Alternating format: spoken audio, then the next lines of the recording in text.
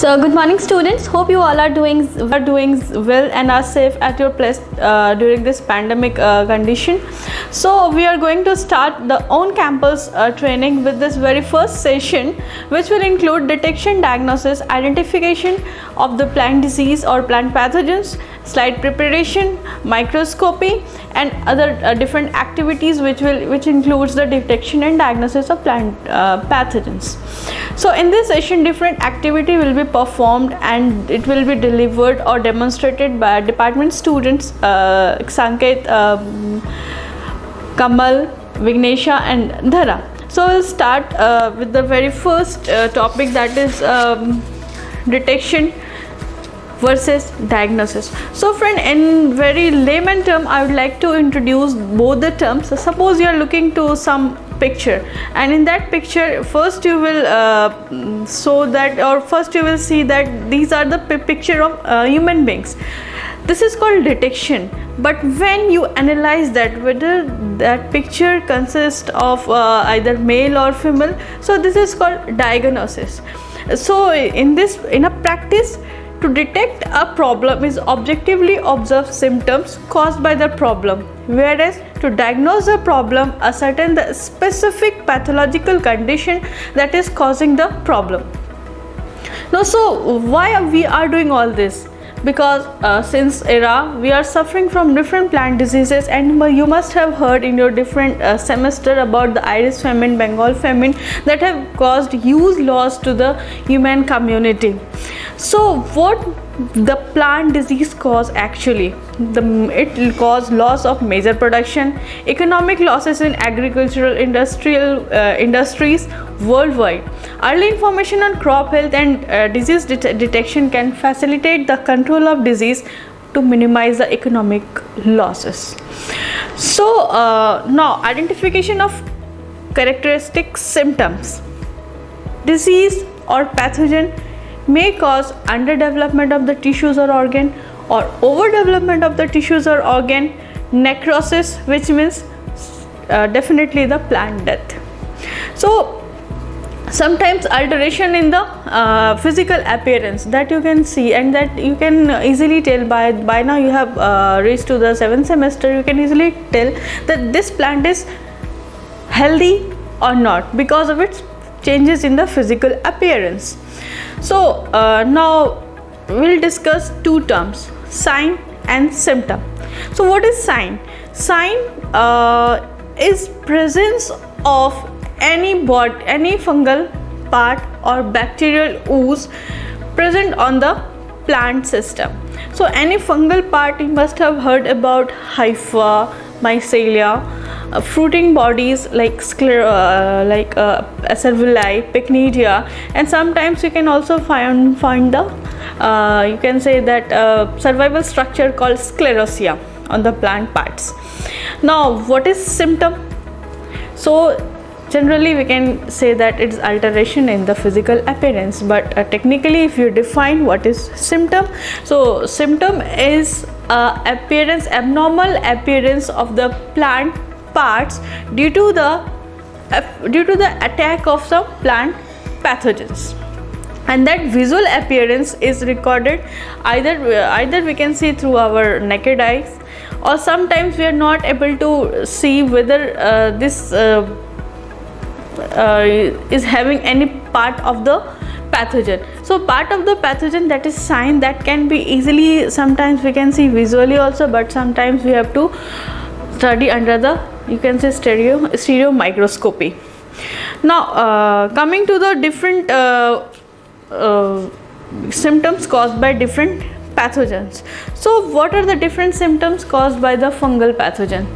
It includes you must have heard about the rust, downy mildew, powdery mildew, you can say some abnormal growth of the tissues. And what are the different bacterial symptoms that we can see, like canker, and the sign already I have discussed about the bacterial disease is occurrence of the some, you can say, oozing like in bacterial leaf blight. the early detection of the bacterial leaf blight is, you can see in the early morning it is there are presence of some oozy coming out of the leaf. So the first instruments which we used in plant pathology laboratory, we will see them. First instrument is autoclave. The principle on which the autoclave works is it increase in the pressure which is directly proportional to increase in the temperature. It is helpful for moist heat sterilization. Moist heat is thought to kill the microorganisms by coagulating their essential proteins. As we all know, we use the autoclave for sterilizing media, water, apron, cotton cloth and sugar solutions. Next, this is the standard temperatures or pressures which we use for autoclaving. Make sure you note them and write in your daily diary. Second is hot air oven. This is used for the dry heat sterilization. So the dry heat does most of the damage by oxidizing the molecules. Here the principle involves oxidizing molecules. The essential cell constituents are destroyed and the organism finally dies. This is used for the sterilizing glassware such as petri plates, beakers, pipettes, flasks having the graduation. This is the time temperature relationship which we use for hot air oven. If you are going to adjust the temperature at 120 degrees centigrade, minimum sterilization time should be given 8 hours and accordingly.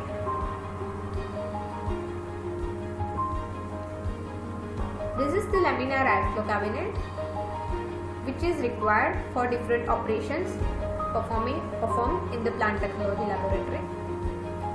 Here, the fan sucks the air through the filter pad where the dust is trapped. After that, the pro-filtered air has to pass the HEPA filter where contaminated fungi, bacteria, dust, etc. are removed. The HEPA filter is the main key component in the laminar airflow cabinet. HEPA filter is 0.3 micron, hence the air coming out of filter is completely free from the germs. For pouring of the media, surface sterilization, inoculation, isolation, transfer of culture and such operations require the laminar airflow cabinet. Here comes the BOD incubator. This has the temperature range of 5 to 50 degrees centigrade. This is an insulated, electrically heated cabinet meant for providing the microorganisms with the optimum temperature for their growth. This is properly for incubation, which maintains a constant temperature specifically suitable for a growth of specific microbe or a test microbe, as we can see. So used for the growth and cultivation of microorganisms. These are thermostat, humidity state, inlet nozzle, inflorescent light. These are different components of the BOD. Temperature is maintained at 28 to 30 degrees centigrade for bacteria. For molds, it is 25 degrees centigrade, and for mesophilic bacteria, it is 35 to 37 degrees centigrade. The incubator is thermostat, which maintains a constant temperature through the convection current, as we earlier discussed. Accurate temperature can be seen on the thermometer fixed on the incubator. By meaning humidity state, it controls the humidity, which ranges between 55 to 95%. Inlet nozzle, monitoring carbon dioxide or air mixture concentration, where inflorescence light maintains the photoperiodism. Next comes to water bath, electrically heated and thermostatically controlled. This is made from the container filled with water. Incubate samples, it is used to incubate the samples in water at a constant temperature over a long period of time. This can be used while warming of reagents, melting of media or other substrates, and incubation of cell cultures. Also used for enable certain chemical reaction to occur at high temperature. Centrifuge. This involves the principle of sedimentation. where the acceleration at centripetal force caused the denser substance to separate out along the radial direction at the bottom of tube. This can be used to separate the cells components like cytoplasmic fluid, nucleus, mitochondria, Golgi bodies, separation of the proteins and nucleic acids while performing the virological experiments. Colony counter. This is a self-explanatory instrument used for the counting microbial colony, bacterial and yeast, equipped with a backlight source, grid lines and magnifying lens to ensure proper counting. For counting colonies, microbes should be drawn in packed plates. It is kept in an inverted position so that the colonies are visible through the bottom surface of the petri dish. The refrigerator, or we can say deep freeze. Low temperature slows down the metabolic activities of the cell, hence the growth of organism is inhibited. This can be used for storing or preserving the cultures, media and very sensitive materials which we use further for the study. And ammonia is used as refrigerant in this type of instruments. Deep freeze also used store at very low sub-zero temperatures. For example, 0 to minus 80 degrees centigrade. Spectrophotometer. Here, this works on the principle of Beer-Lambert's law. What this means is, this absorbance of a solution is directly proportional to the concentration of the absorbing species in the solution and the path length. This is the Beer-Lambert's law, on which the spectrophotometer works. This can be used for estimating population of bacteria in a suspension. Also for quantifying change in phenol, oil, fatty acid content in an infected plant. pH meter. Used for measuring hydrogen ion concentration of solution in simple word pH and mixtures. In plant pathology laboratory, this can be used for checking the pH of the medium, diluents, buffers. It is standardized with buffer solutions before operations. It must not be used for stirring and it must not be dipped in hot or very cold solution. This can be used for precautions. Hot plate with a magnetic stirrer. This performs dual function of heating and agitation both. The agitation occurs by the magnetic arrangement.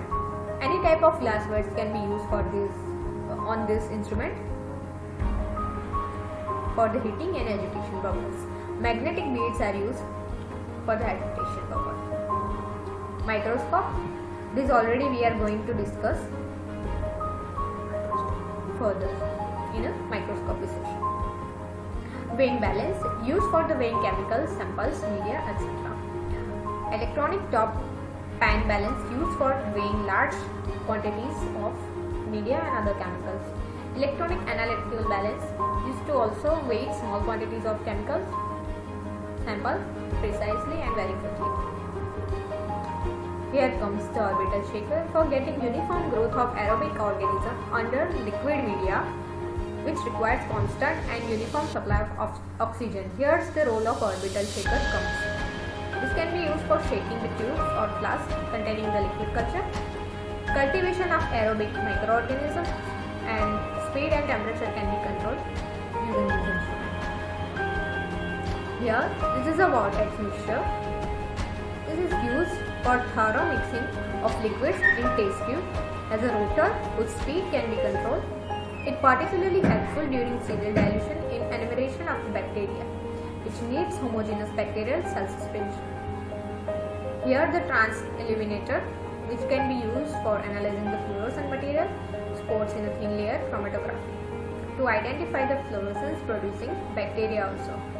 This has two lamps for long and short wavelength UV radiation. UV radiation is a genotoxic. Its exposure to skin and eyes must be avoided, so it's a precautionary matter. A viewport with colored glass is provided for safety purpose. This is the hemocytometer, which can be used for counting the number of microorganisms present in a given liquid sample. It is a special glass slide with a depression at the diameter covering an area of 1 mm. The area of 1 mm is further divided into 400 tiny squares. Stage micrometer. A stage micrometer is a slide with a scale on its surface. This particular micrometer has a scale on its surface. The scale is of a non-true length and it is used for the calibration of optional system with eyepiece graticule patterns.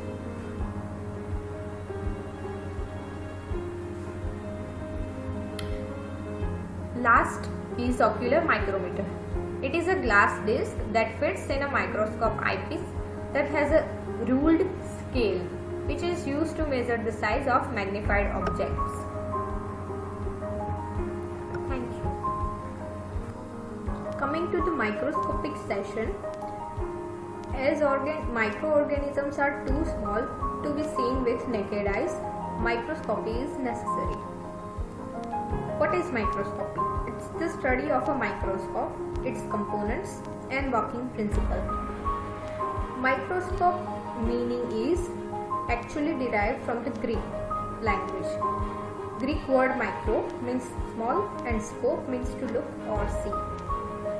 We will define the microscope as a microscope is an optical instrument consisting of a lens or combination of lenses for making enlarged images of minute objects. We will go through the types of microscopes. There are basically two types of microscopes. First is light microscope, second is electron one. In light microscope, there are many types such as low power microscope, stereoscopic microscope, high power microscope, bright field microscope, dark field microscope, phase contrast microscope and fluorescence microscope. In electron microscope, there are two types, transmission electron and scanning electron microscope, which we will see further. Now coming to the parts of the compound microscope and their function. So the first part is eyepiece or ocular, which visualizes the specimen. Also it magnifies specimen up to 5x. The amount of magnification depends on the focal length of the eyepiece. Second is objective lens. It is an optical part, consists of small lenses which constitute primary magnifying mechanism and are attached to the nose piece. There are three objectives: lower power objective 10x, that is higher power objective 45x, and oil immersion objective, which is 100x. Third is revolving nose piece or turret, a revolving disc at the bottom of the body tube to which the objective lenses are attached. Fourth is the stage. It is a platform which provides a surface for the placement of a slide. Has an aperture in the center to permit the light. The stage may be fitted with the metal clips. In some microscopes, they have a mechanical stage that can be moved vertically or horizontally by means of adjustment knobs. Such stage have measuring scales on its surface. Next is the force adjustment knob. It's a metallic part of the microscope which moves the nose piece up and down rapidly for approximate focusing. 6 is fine adjustment knob. It's screw mechanism which moves the body tube slowly and over limited range, by means of which the objective is brought into sharp or exact focus. 7th is iris diaphragm. It's a metallic part placed beneath the condenser. It controls the amount of light entering into the condenser. Second is condenser, a system of lens placed under the stage. It condenses the light rays and focuses a strong beam of light upon the object being examined. Now coming to X and Y axis adjustment knob. So these adjustment knobs are used to move the specimen to right to left for the proper observation. Next is light intensity adjustment knob, which is used to adjust the light intensity. Main switch is used to power on or off photomicro. Now here are the different objective lenses: 10x, 4x, 40x and 100x.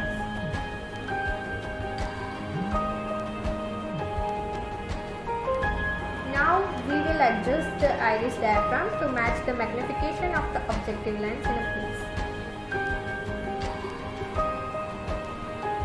Now coming to the scanning electron microscope and transmission electron microscope. First we will see the scanning electron microscope.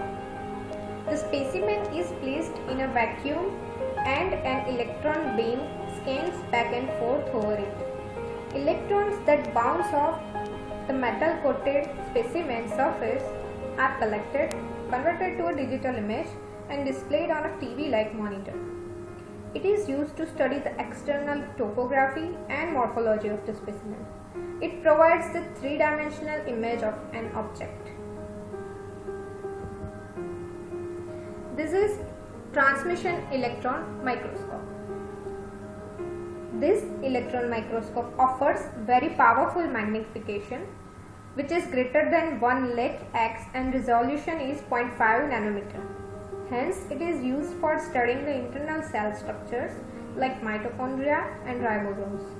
To observe the submicroscopic organisms such as virus, pyroid and phytoplasma, this electron microscope is used.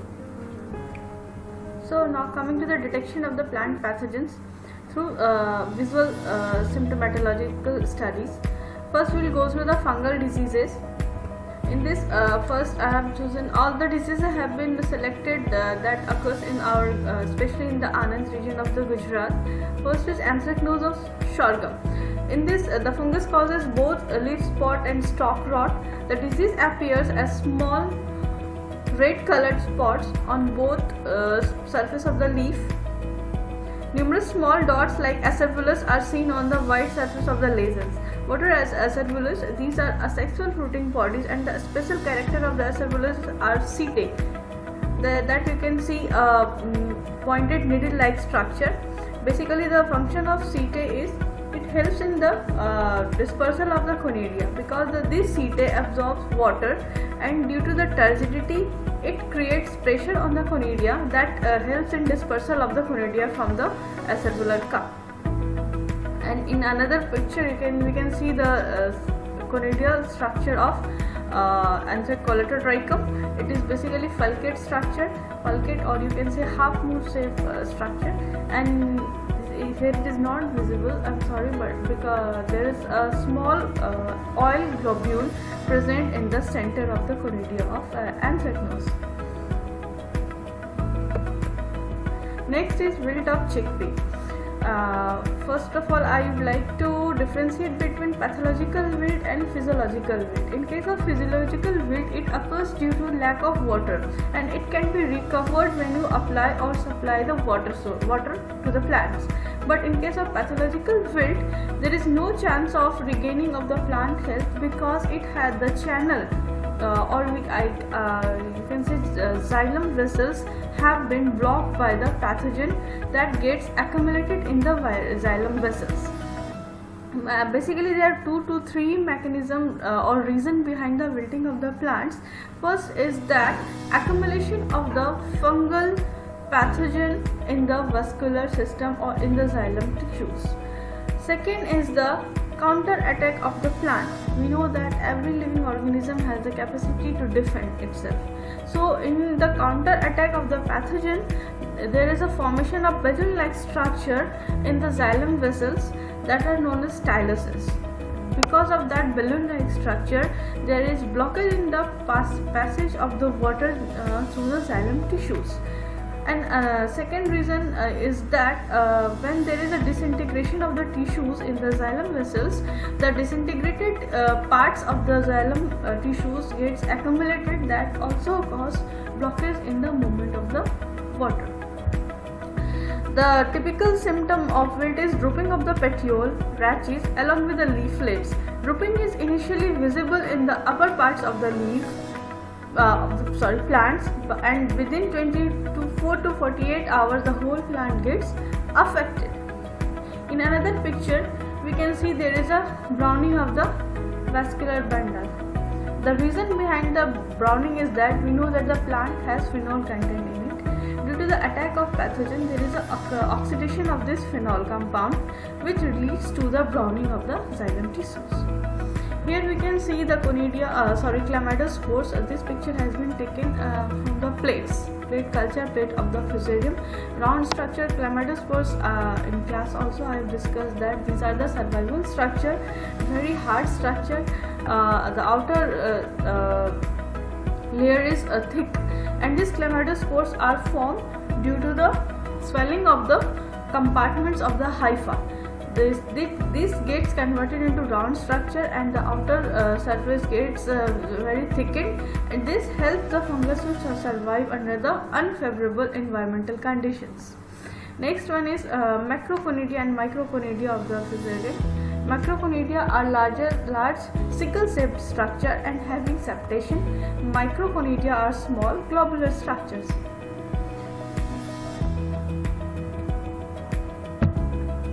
Next one is cumin blight. In this case, the seeds become shriveled and are easily blown away during the winnowing process. The whole plant gets blighted and turns into completely black structure in the field, and in the field we can easily see the patches of the affected area. So another thing is that the early sown crop gets high intensity of disease and produces unmarketable seeds. And the causal organism is Alternaria burnsii. First time this disease was reported from the Pakistan.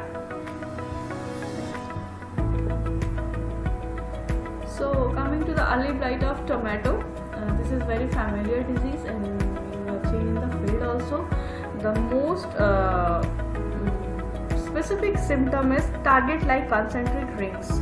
These concentric rings are formed on the fruits, on the leaves. The reason behind this concentric ring is irregular growth of the fungus during the night and day.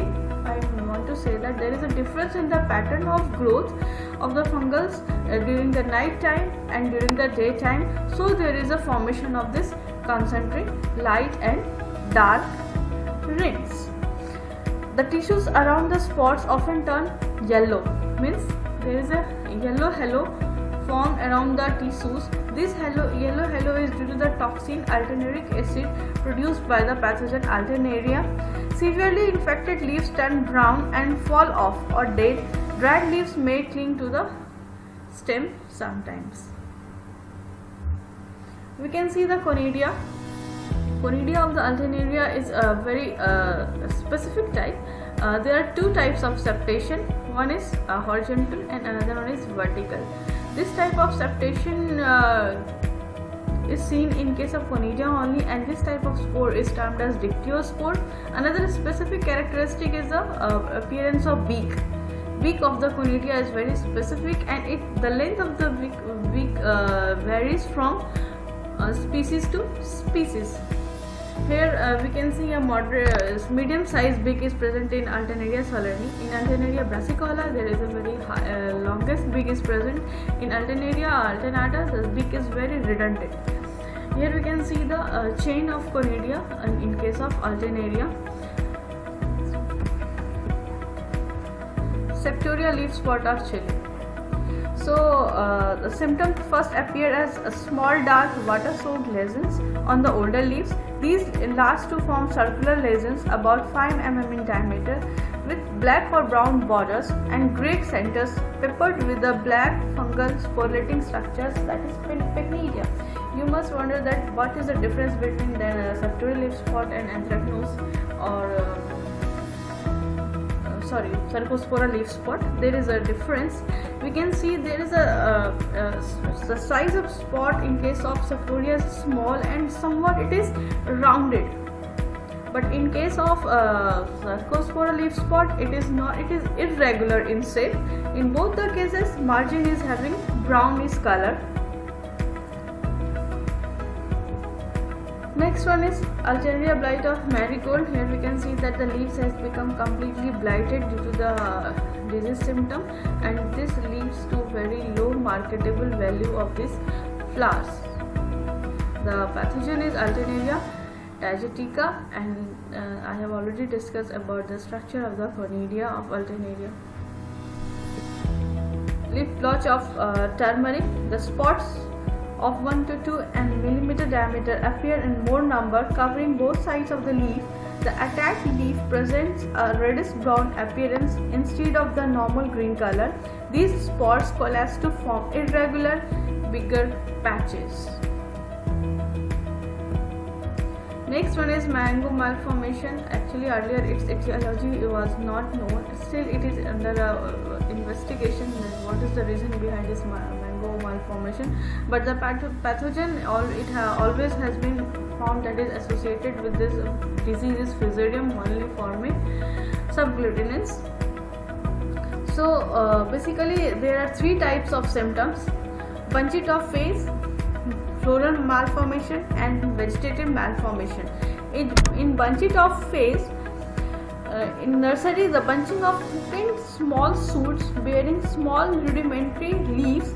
Shoot remains short and stunted, giving a bunchy top appearance.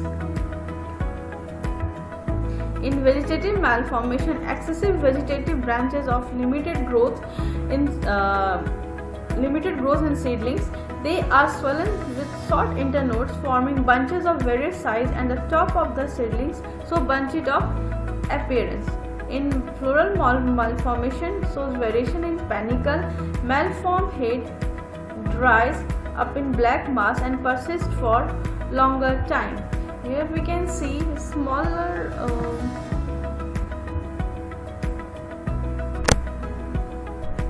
black patches on the florets, and sometimes we see a small size of the mango, that is chickpea stage, and it becomes blackish dried. That stage is known as mummified stage of the fruit, and when we go for its identification and detection, we can find numerous amount of conidia present in that mummified fruits also. Now, damping off of tobacco. First of all, I would like to explain why we call it as a damping off. Basically, the meaning of damp is heavily moistened soil, and this disease occurs in very heavily moistened soil. That's why the disease is known as damping off. Off is because finally there is a death of the plants. Here the plant gets toppled down from the collar region because the pathogen basically attacks the collar region of the plant. There is disintegration of the tissues or rotting of the tissues at the collar region, and because of lack of support, the seedling gets toppled down, and that's why the name is given damping off. The pathogen is Pythium afanidermatum, and there is a very huge loss due to this damping of disease in seedlings of basically in variety of crops. Now, gummosis of citrus. An early symptom of gummosis is sap oozing from the small cracks in the infected bark, giving the tree a bleeding appearance. The pathogen is Phytophthora citrophthora, and this disease is also common in our we can also see in severe form in our horticulture farm. Next one is Sigatoka leaf spot of banana. Basically, there are 2 types of Sigatoka, yellow and black Sigatoka, but we have found these are the picture captured by one of our students, PhD student Sanket Patel. You can also see the name mentioned in every photographs. So here we have found the black Sigatoka, and in this the symptom is the leaves show elliptical spots where the center of these spots turn to light grey color surrounded by yellow halo. The spots often coalesce to form large irregular patches of dried tissues. Rapid drying and defoliation of leaves are the characteristic feature of the disease. The pathogen is Cercospora musicola. Now coming to the powdery mildew of mango.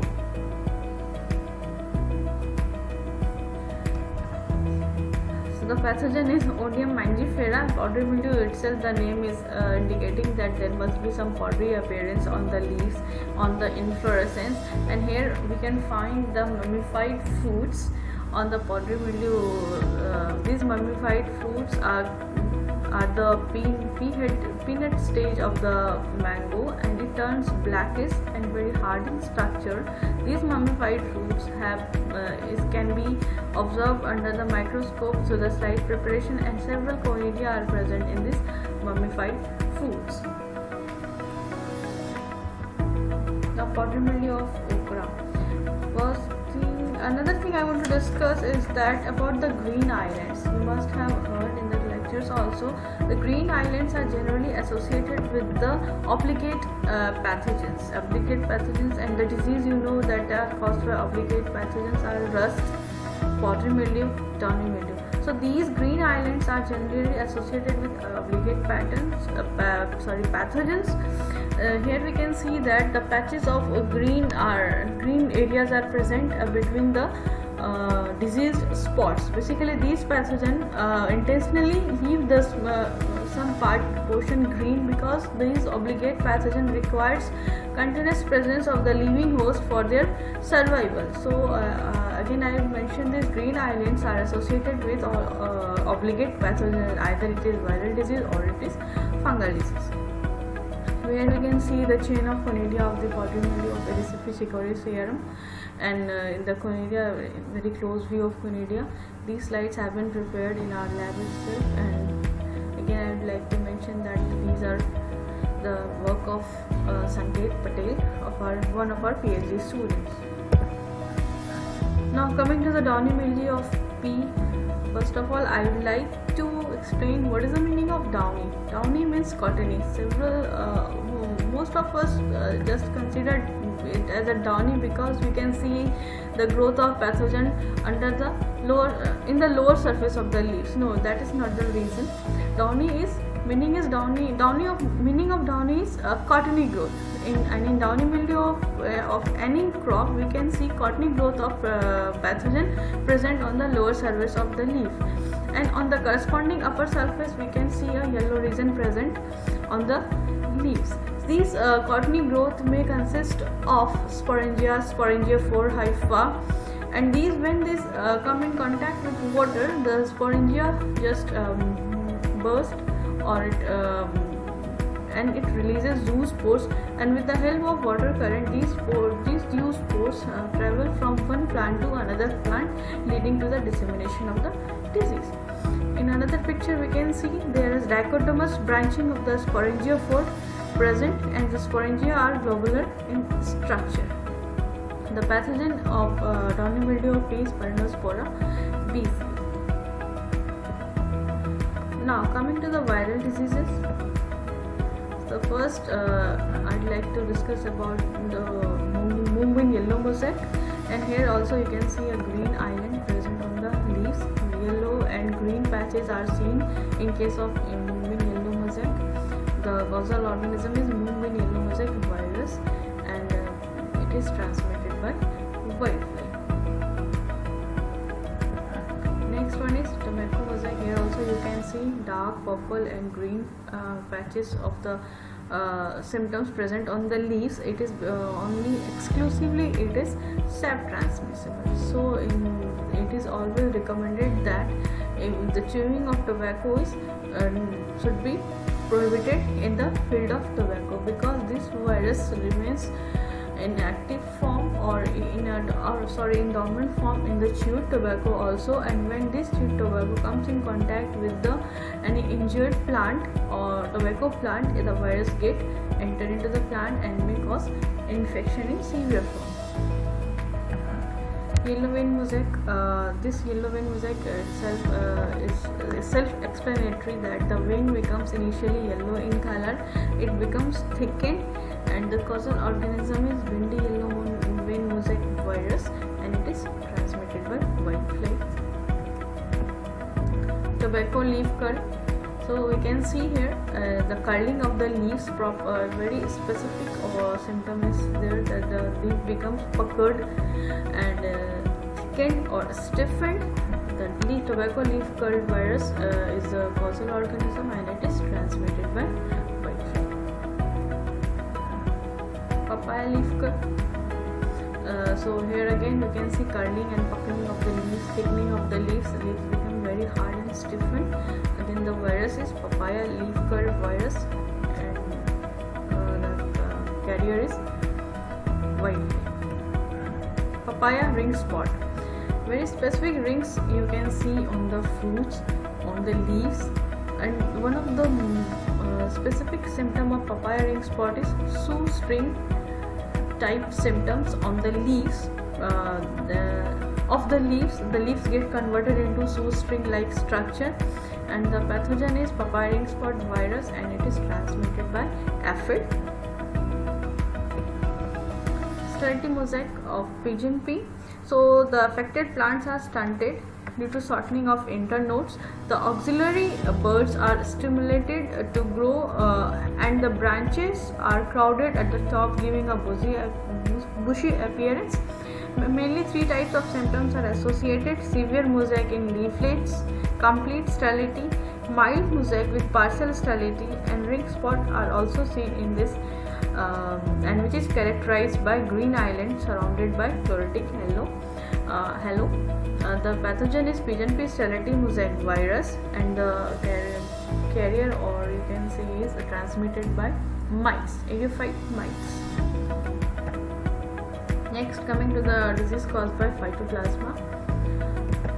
So most popular disease is little leaf of brinjal. You can see there is basically the phytoplasma causes bushy-like appearance in the plants because the internode nodes get shortened and the leaves becomes very smaller in size, leading to bushy appearance. These phytoplasma are transmitted by leaf hoppers. Similarly, sesamum phyllodes caused by phytoplasma. Here also you can see bushy appearance of the sesamum plants, and again the vector is leaf hopper. Thank you.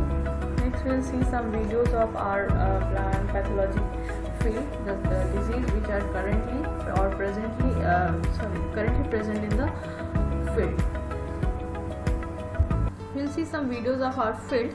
The first one is angular leaf spot of cotton, that is caused by bacteria, and we can see there are some angular appearance on the leaf. Next one is alternaria leaf spot of cotton. You can clearly see the concentric rings that are produced by the pathogens, and small spots are present. These spots will finally merge. Next one is Cercospora leaf spot of cotton. You can see a dark brown margin, and that has ash color center present. There is several numerous, a little darker. Next one is anthracnose of moving. You can see these are patches, reddish brown patches present throughout the leaves. And earlier I have discussed about the anthracnose. The reason anthracnose means the meaning of anthracnose is charcoal-like, and later on these reddish patches or purplish patches will turn into dark charcoal like in color. That's why the name is given anthracnose. The symptom is similar. Symptom is seen on the petioles also, and the pod also have the same symptom of the leaves. Plant. These are the woodbine, movement crinkle-like appearance or crinkle disease is there caused by movement crinkle virus or woodbine crinkle virus is present. Next one is yellow mosaic that I have discussed already in last PPT. You can see green islands, yellow are present on the leaves. The symptom is yellow-green patches present throughout the. Next one is bean common mosaic virus. The main symptom is bronze-like color appearance present on the lower surface of the leaf, and upper surface will give puckering-like symptoms, and the leaves become thick, veins become thick. You can see. So in Aditica we can see yellow region present, And in late Tika, there is no halo resin present because in early Tika the pathogen releases toxin. It is necrotic pathogen, and because of that toxin, it absorbs nutrition. And in case of late Tika, there is no halo resin because the pathogen produces haustoria, which helps in absorption of food nutrient. This is the rust. We can see here that the raised pustules are seen. Reddish brown in color. The color is because the iridospore is having this type of this color, and which gives the color to the pustules. So both the disease are present in the Anand region, in our field also. This one is Phylloxera. It is minor disease. Here we can see dark brown margin with darker center also. This disease. First of all, we will need the disease sample to prepare the slide. This is the sample of the groundnut showing Phylloxera spore symptoms. Now we will need a clean, sterilized slide. Put a drop of water. Now scrape and cut the diseased portion from the diseased sample. Now crush it thoroughly to see the microstructures as well as the disease sample clearly.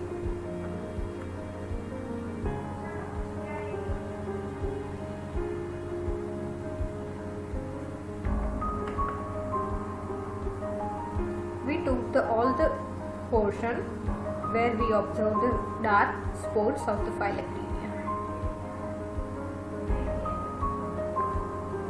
Then proper crushing of the sample is to be done. Now put the cover slip for proper observation and make sure the air bubble won't trap inside.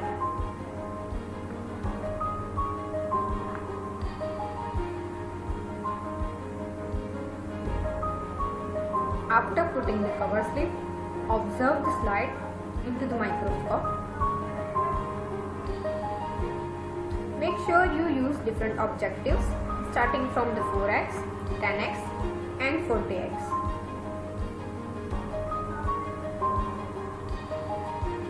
Adjust the slide with fine and coarse adjustment knob as well as x-axis and y-axis adjustment knob to see the specimen clearly and to focus on the diseased specimen.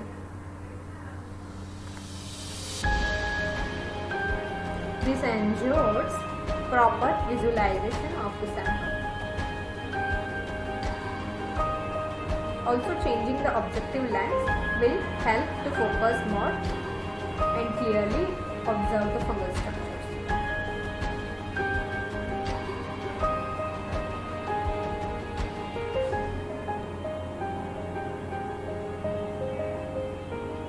So this is how we prepared the slide for detection.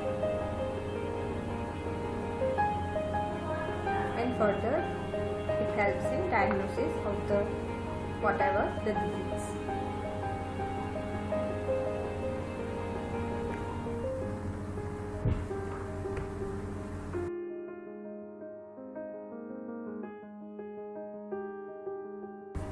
Now coming to the ground staining. First of all, we need to mark on the slide to know the actual site where our smear is located on the slide.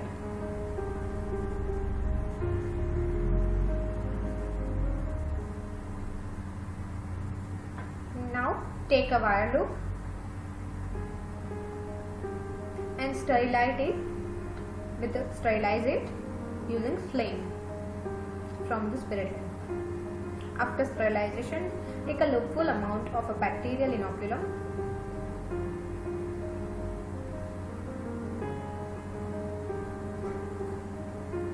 and make a thin round smear on the slide where earlier we have marked.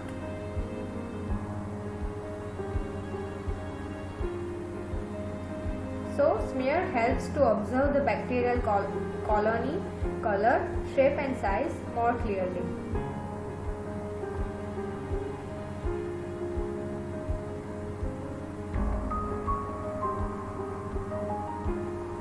slowly make the smear. Now sterilize the loop again.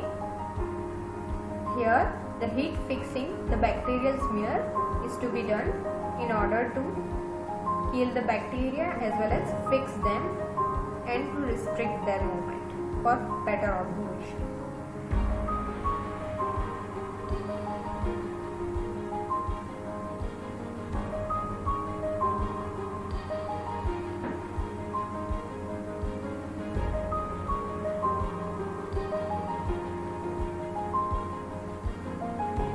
Now the first dye which we are going to use is the Gram's Crystal Violet.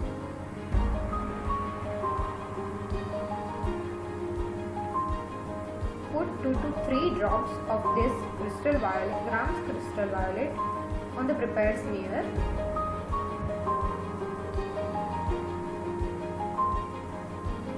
At least for 1 minute to make it work properly.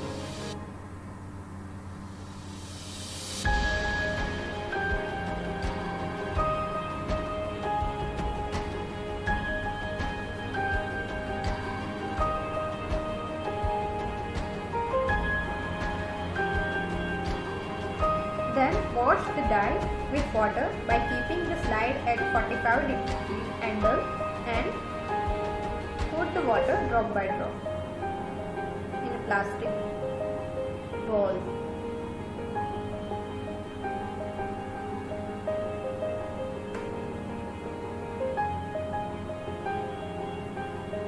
Now air dry the slide.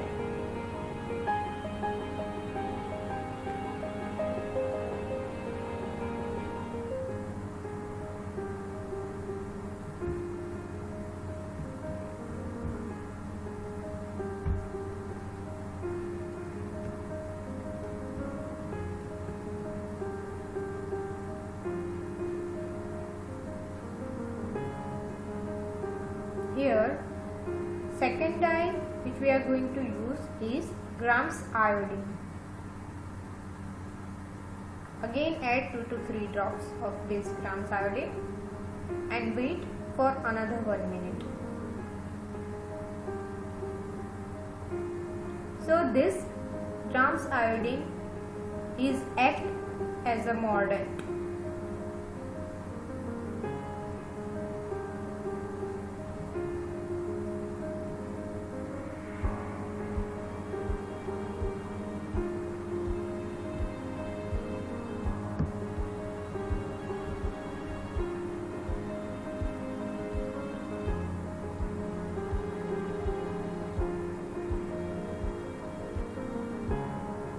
After 1 minute, wash with water in the same way we earlier did and then air dry the slide. Here, the crystal violet and iodine usage makes the crystal violet iodine complex which helps to bind the dye with the peptidoglycan cell wall of bacteria.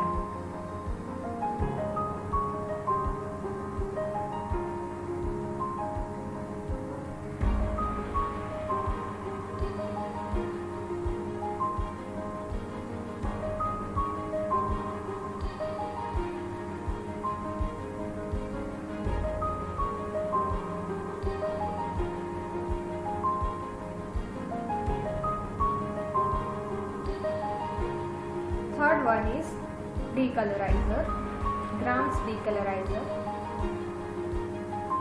Add 3 to 4 drops of this Gram's decolorizer and beat at least for 30 seconds after adding it.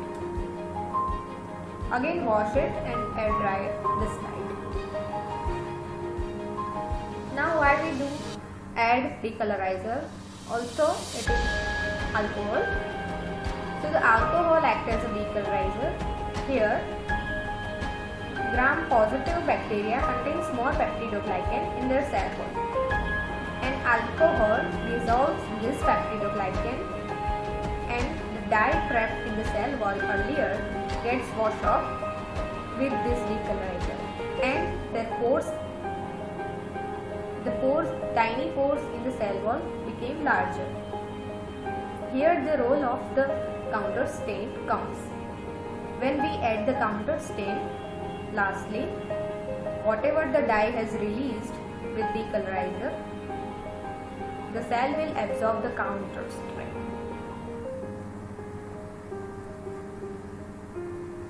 Here's the last dye, the safranin, which acts as a counter stain.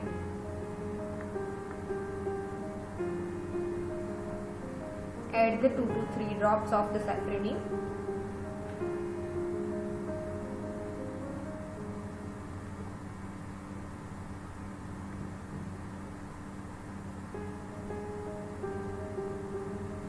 After adding it, wait for another 1 minute and then wash it thoroughly and properly air dry it.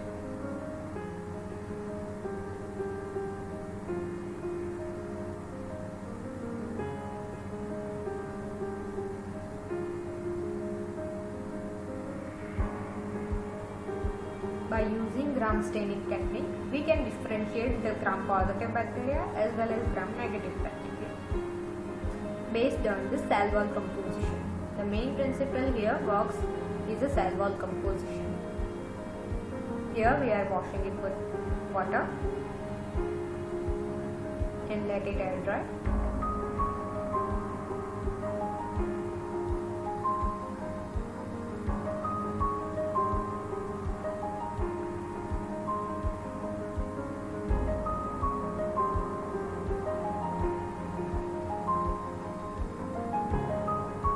After drying, we will need the cedarwood oil for the microscopy of prepared slide. Cedarwood oil is must when you are observing the bacterial culture or a slide. Here's the cedarwood oil.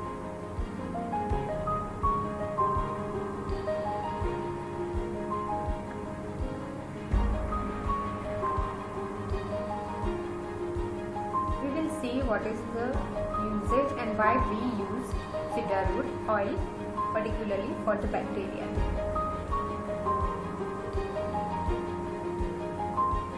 These all were the reagents which we earlier used for the gram staining. All the dyes.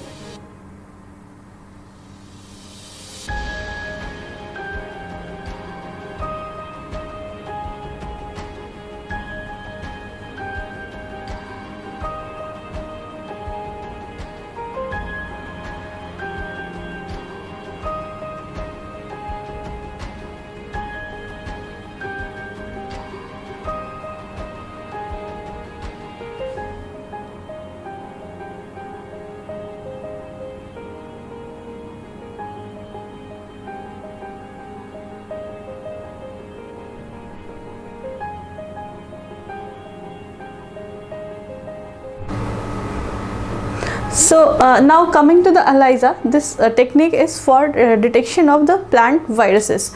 ELISA is enzyme linked immunosorbent assay. So we are talking about the ELISA, that is enzyme linked, means there is some relation between enzyme and its antigen, right? There are two types of ELISA basically, DAS and DAC. DAC is double antibody sandwich ELISA. DAC is direct antigen coated ELISA. So there is I have drawn a schematic diagram for simplifying the understanding of the ELISA. First one we will discuss about the DAS, that is double antibody sandwich ELISA. In this double antibody means and sandwich means antigen is being sandwiched between two different antibodies, primary antibody and secondary antibody. Primary antibody is free and secondary antibody is conjugated with some specific enzyme. Generally the enzyme which is being used is alkaline phosphatase. Now first we will start with the one thing I want to explain, that for ELISA we have one plate which is having a 96 wells. So in this 96 wells there are 8 rows and 12 column. Okay, so these wells are first coated with the antibody specific antibody. After that we have to go for wash with the help of wash buffer. After washing we have to add antigen, that is target antigen, that is what specific virus that we have to detect. This target antigen, after this we have to go for wash with buffer. Okay, so after washing we will add specific antibody, that is secondary antibody, that is conjugated with some enzyme. An enzyme, already I have told you, it is alkaline phosphatase. After addition of this conjugated enzyme, we will go for another wash, and then we will add the substrate. The substrate is NPP. So this substrate, when it react with the specific enzyme, it imparts a specific color, that is being read with the help of ELISA reader, and that will impart a specific yellow color, and the reading is taken at 450 nanometer wavelength. So when there is a change in the color, that color is due to the oxidation of the that particular substrate with the after the reaction with the enzyme. So this is in brief about the DAS ELISA. DAS ELISA, in which we have studied that antigen, it is had been marked with the green color. It is being sandwiched between two different antibody, first primary antibody and secondary antibody, that is conjugated with the enzyme.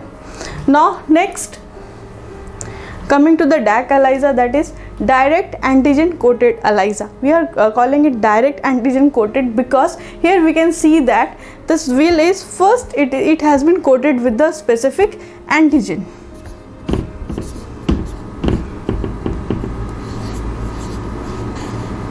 And the first case we have seen that the wheel was coated with the primary antibody. So after coating with the antigen, we will go for the wash with the help of wash buffer, and we'll add primary antibody that will react with the that will get attached with the antigen. After giving another wash with the wash buffer, we'll add secondary enzyme, secondary antibody that will be conjugated with the enzyme. So after this addition, we'll go for wash, another wash with the help of wash buffer, and we'll add substrate. This substrate will react with the particular enzyme, and this reaction will again impart yellow color,